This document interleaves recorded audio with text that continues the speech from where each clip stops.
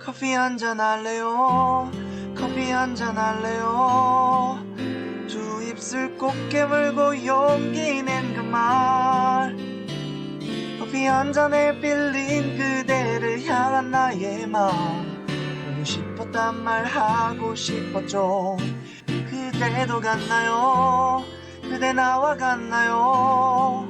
그대도 조금은 내 생각했나요?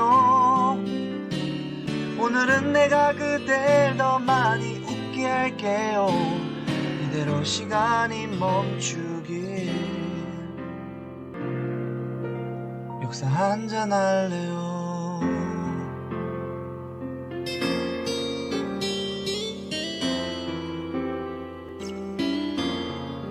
우철쌤의 역사 카페.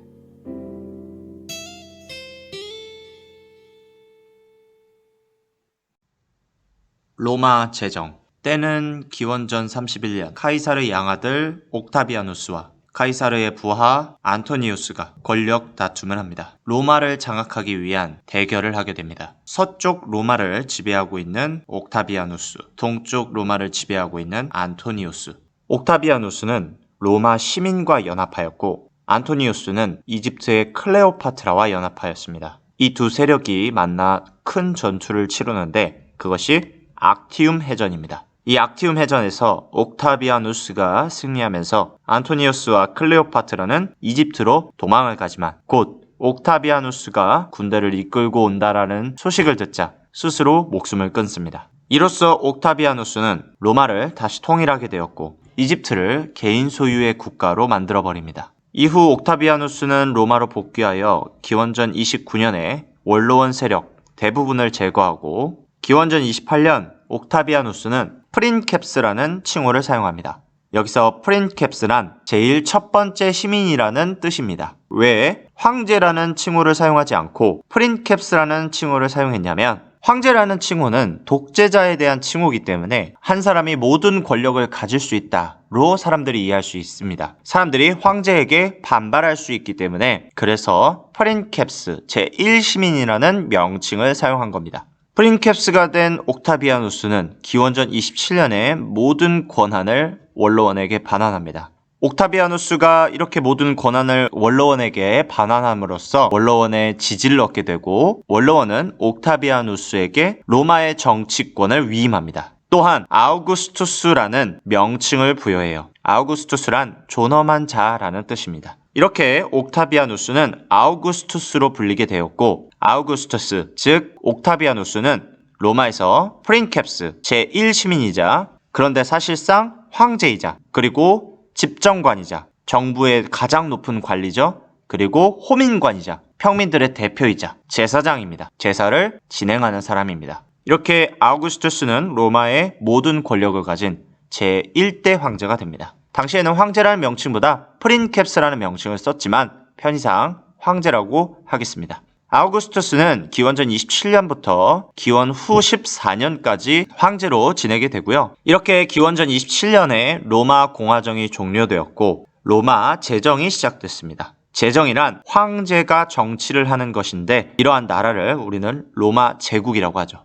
이렇게 아우구스투스가 황제로 지내고 있을 때인 기원 후 1년에 지금은 이스라엘의 아크레 부근에 있는 나사렛이라는 도시에서 예수가 탄생합니다. 예수로 인하여 크리스트교, 기독교가 등장합니다. 다시 로마로 돌아와서 아우구스투스가 황제로 지낸 다음부터 로마는 영토 확장과 사회 안정을 누리려고 노력하고요. 이로 인해서 로마는 평화로운 시대를 맞이하게 됩니다. 기원 후 96년부터 180년의 시기를 로마의 평화시대, 이 시기를 뭐라고 하냐? 팍스 로마나라고 합니다. 로마의 평화시대다. 그러는 중 기원 후 2세기 말쯤에 로마 군대, 군사령관이 정치에 개입을 하게 됩니다. 이런 과정 속에서 권력 다툼이 발생하여 황제가 자주 바뀌게 되었고 이로 인해 로마 사회는 혼란스럽게 됩니다. 뿐만 아니라 로마 영토 바깥쪽에서 게르만족이 로마 영토를 침입하고 동쪽에서는 서아시아 지역에서는 사산 페르시아가 로마로 침입해 오면서 더욱더 로마 사회는 혼란스럽게 되었고 로마의 힘은 점점 약해지기 시작합니다.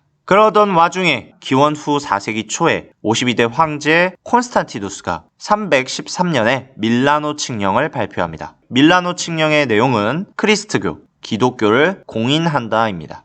공인이란 공식적으로 인정한다. 즉 로마에서 크리스트교, 기독교를 믿어도 된다라는 게 밀라노 칙령의 내용입니다. 뿐만 아니라 콘스탄티누스는 로마의 수도를 이동했는데요. 기존의 로마시에서 콘스탄티노폴리스, 줄여서 콘스탄티노플이라는 도시로 수도를 옮깁니다. 이 콘스탄티노폴은요, 이후 로마가 분열한 다음 비잔틴 제국이 세워질 때 이름이 바뀌어 비잔티움이라고 불리게 되었고, 이 비잔티움은 이후 이슬람 제국에 빼앗기게 되면서 이스탄불이라는 이름으로 바뀌었고요. 이 이스탄불은 지금의 터키라는 나라가 가지고 있는 도시입니다. 이후 시간이 흘러 65대 황제 테오도시우스 1세가 392년에 크리스트교, 기독교를 로마의 종교로 선언합니다. 이제부터 로마의 종교는 크리스트, 기독교다! 라고 선포를 하게 된 겁니다. 이후 395년에 65대 황제 테오도시우스 1세가 사망한 다음 아들 2명이 서로 황제가 되겠다고 하면서 권력 다툼을 하게 되었고, 결국 아들 2명에 의해 로마 제국이 동과 서로 완전히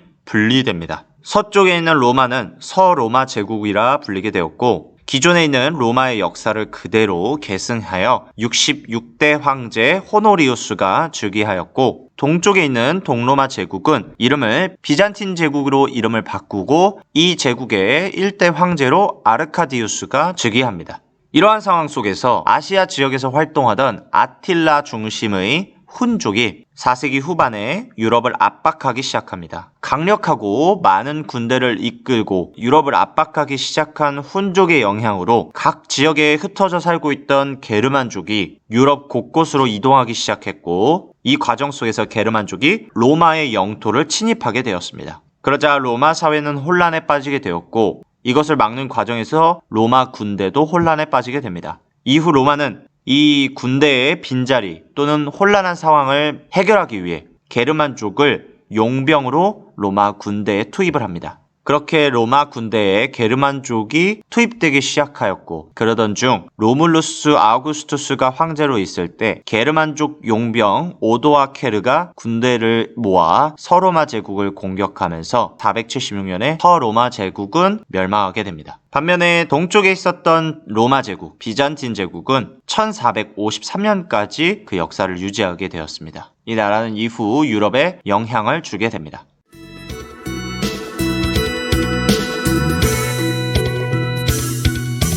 따라하면 돼요. 카운터 줄게요. 어렵지 않아요.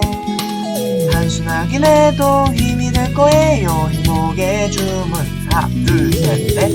행복해져라 행복해져라 행복해져라 행복해져라 행복해져라 행복해져라 행복해져라 행복해져라.